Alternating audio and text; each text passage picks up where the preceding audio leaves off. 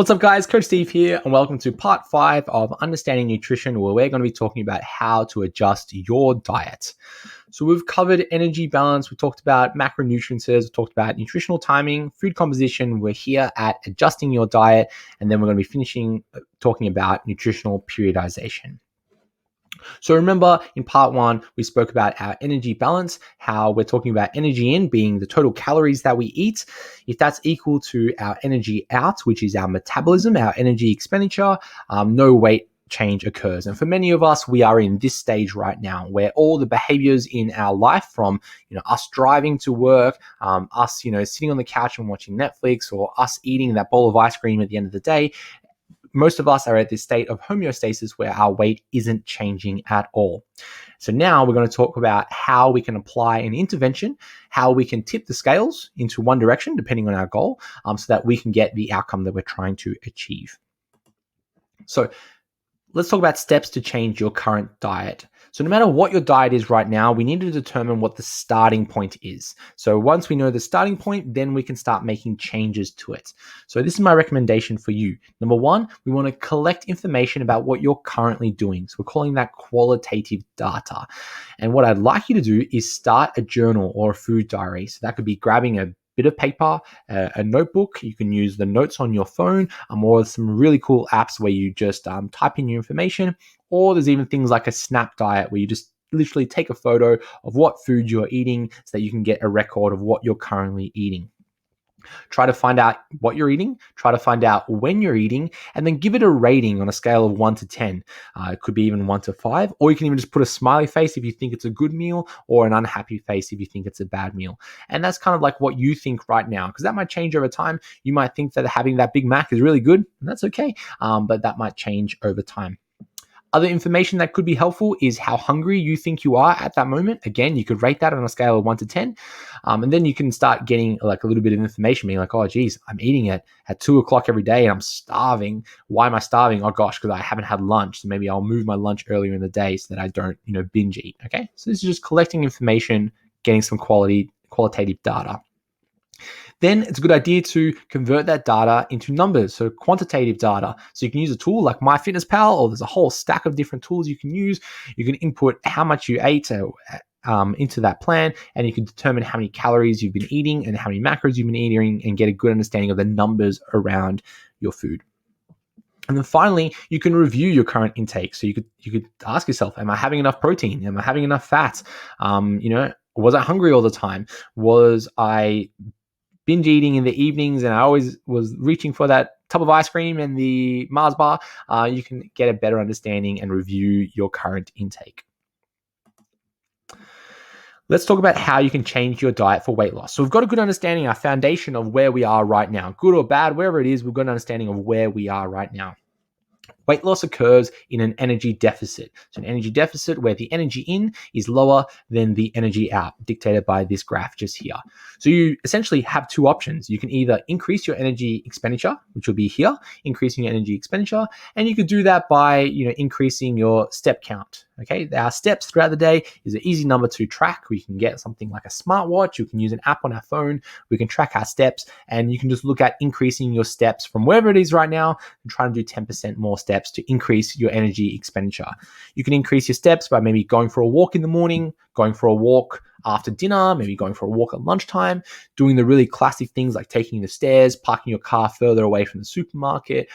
There's lots of ways that we can increase our overall step count to increase our overall energy expenditure.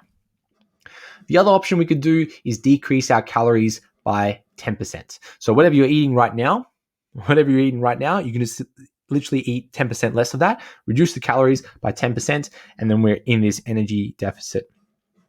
A metric to follow is that we want to be decreasing our body weight by 0.5 to 1% per week. If you're not losing your body weight within that ratio, we just go back and cycle through these questions. Okay, if you're losing 0.1% of your body weight each week, then we can look at ways to increase it to 0.5% of our body weight per week. And we could do that by, again, further decreasing our energy intake, or look at ways to increase our energy expenditure. Let's talk about weight gain. So weight gain can occur whenever we're in an energy surplus. So we want to increase our energy intake by 10%. Now, there's no point in trying to decrease our energy expenditure unless it's super high, unless you are running around the place and doing 30,000 steps a day. But for most of us, if we're walking 30,000 steps a day, it's for a reason. It's for work, it's for to keep up with the kids or something like that. We can't often reduce our energy expenditure like this. We're just looking at increasing our calories. And again, we've got a good foundation. We could look at increasing our calories, and we could do that by maybe making changes in our macronutrients, such as consuming more fats. For example, we can just consume higher meals. We can choose foods that are lower in fiber so that we're less full, so we can eat more. So there's different ways that we can increase our calories.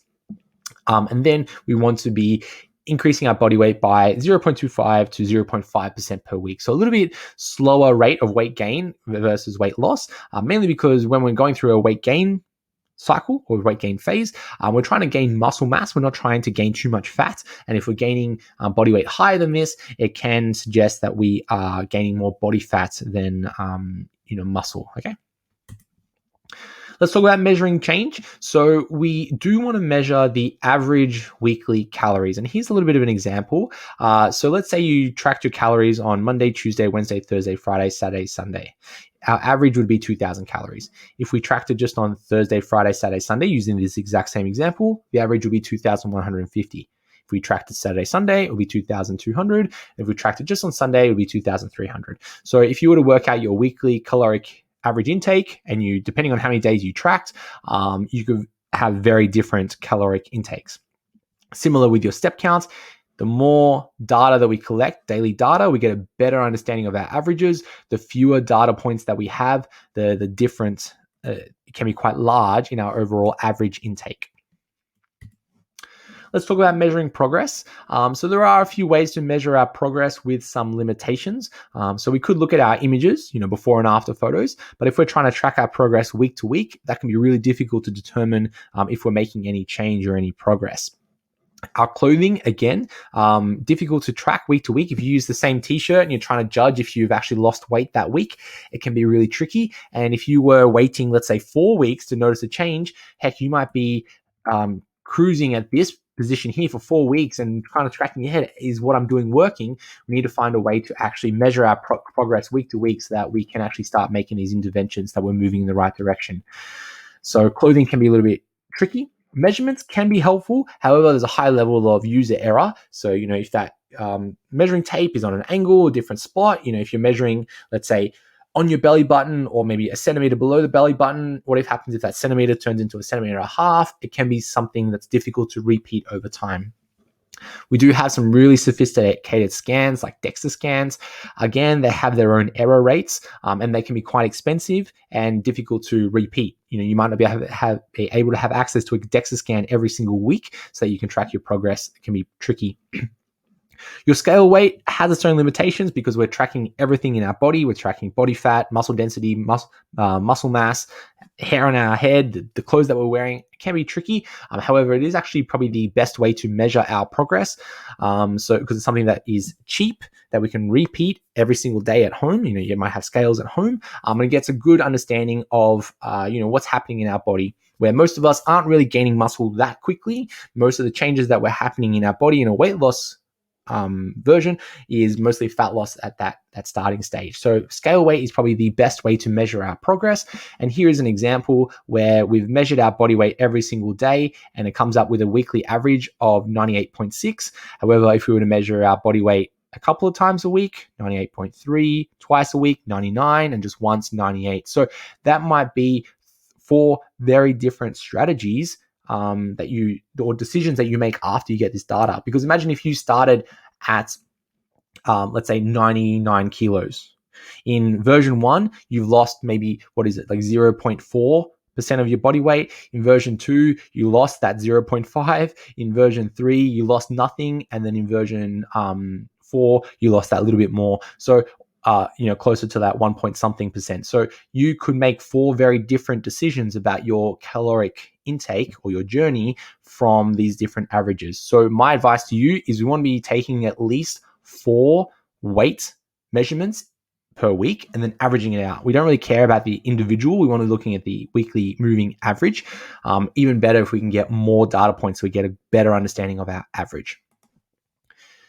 Let's talk about starting your diet. So the first thing we want to do is to try to standardize the meal size and then the time that we're eating. So once we get that good standardized meal size, meal time, then we can start making changes to it. We can have a good routine, good habits, and we can manipulate something that's standardized. We're going to be building meals around servings of protein and different colors of vegetables. So each meal, we're looking at that serve of protein, like a serving of chicken, and then some vegetables on the side, and then maybe a serving of energy, like a rice, a pasta, some bread, something like that. We're going to be consuming most of our carbs around our training session, so about 25% before our training session, 25% after our training session. So on an average day, if you're going to think about training, look for a serve of protein and a carbohydrate. You might be looking for like a sandwich or like some cereal before you train. And then after you train, similarly, you might be choosing to have like some cereal after you train or looking at that burger or something like that, looking for the carbs around the training window. We'll be measuring our body weight changes daily and then tracking the weekly moving average. So we're measuring every single day, but then we're not really cared about the individual number of each day. We're trying to look at the moving average so we get a good understanding of what's happening in our body. It's just like a bank account. If you were trying to save up to buy a house, you would want to be looking at your bank account every single week, every single day, so you get a good understanding of what's coming into your bank account, what's coming out of your bank account. If you're only looking at your bank account once a month, how do you know that you're actually saving money and then working towards your goal? We want to be collecting as much data as we can. If your goal is weight loss and you're not losing weight, two options. You can either increase your steps, however way you can. That could be parking further away from the supermarket, walking to work, catching up with your friends around the block, any way to increase your steps, or you can decrease your calories. Some strategies here you can try is to swap higher fat foods for lower fat foods. So things like full cream milk for low fat milk, great way to reduce our calories. You may choose to eat smaller portion sizes. You may choose to cut out sugary drinks, stop drinking alcohol. Many ways that we can reduce our calories, and most diets are built around reducing calories, things like intermittent fasting, ketogenic diets, vegan diets. But at the end of the day, it's all about portion control. Reduce it any way you need to. If your goal is weight gain and you're not gaining weight, we mainly want to increase our calories by 10%. Now, you might be asking, going back to weight loss, well, which one do I choose? Do I increase my steps or decrease my calories? Great question. We do want to apply just one, not the other. So if you are trying to lose weight, not losing weight, you get to choose. Do I want to increase my steps or decrease my calories? We try not to do both because we want to be more scientific than that. We want to be saying, okay, well, if I increased my steps, did I lose weight? Yes or no? Okay. Do I increase it even further rather than both? Then we don't know what actually worked. Now, sometimes it's really obvious about what we can do. If your daily step count is 1,000 steps a day, you barely move, it might be easier to increase how many steps you do rather than trying to cut out food.